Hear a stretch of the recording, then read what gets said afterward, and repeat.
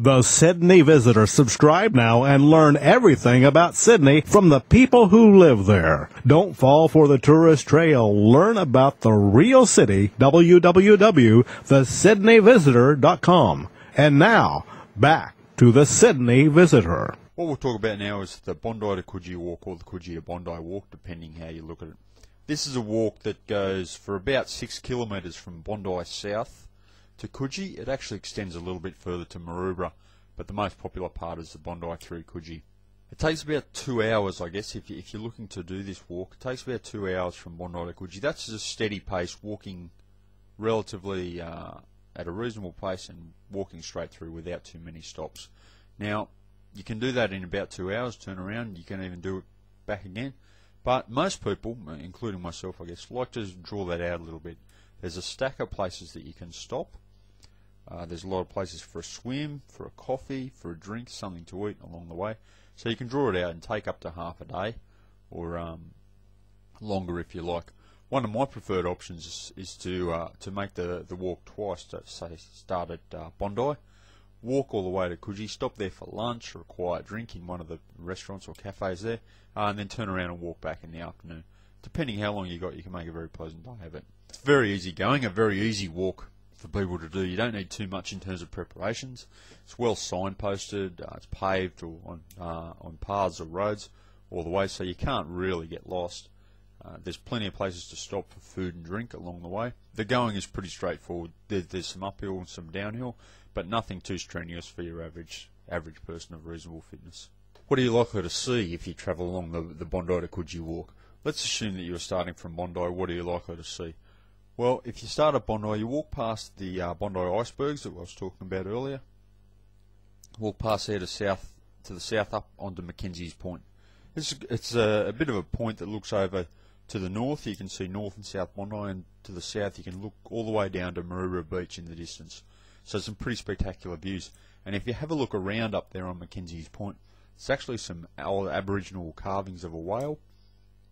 Not that easy to find. They're behind the chimney stack. It'll take some looking around or asking around, but they're amongst the first Aboriginal carvings that are reported in Australia.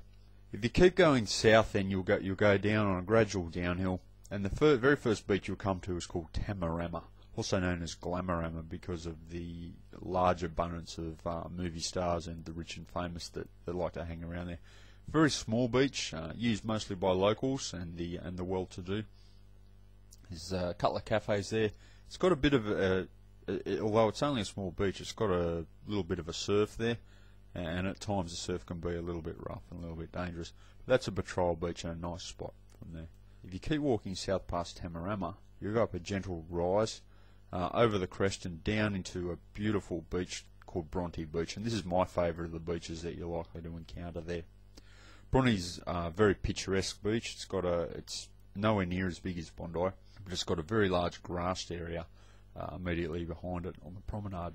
It has a particularly large surf, but again it's well patrolled, and if you swim between the flags you shouldn't have too many problems. It's a pretty large cafe strip as well, and there's some great cafes up there along the southern side. Great spot to stop for breakfast or a coffee if you're that way inclined. Once you finish through Bondi, you'll keep walking south, and interestingly enough, you'll walk along the road and you'll notice on either side that the rock has been carved away to make way for the road, and it's 15 to 20 feet high on either side. And that is where the trams originally, back at the turn of the century, that's where trams used to be. That rock was moved away so the tram line could go down to Bondi Beach. They're long since gone, those trams, but you still walk along there now.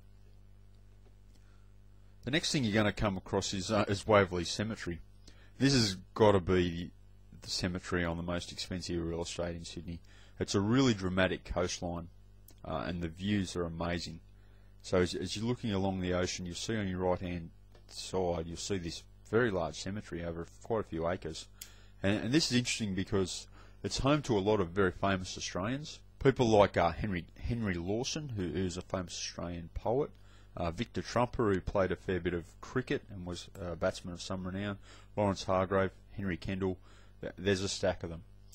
Now, what is actually available, there are guided tours of some of the famous graves that occur there in the cemetery. And we'll put a link in the show notes to Waverley Council where you can, and we'll put a link in the show notes to some of those tours that are available.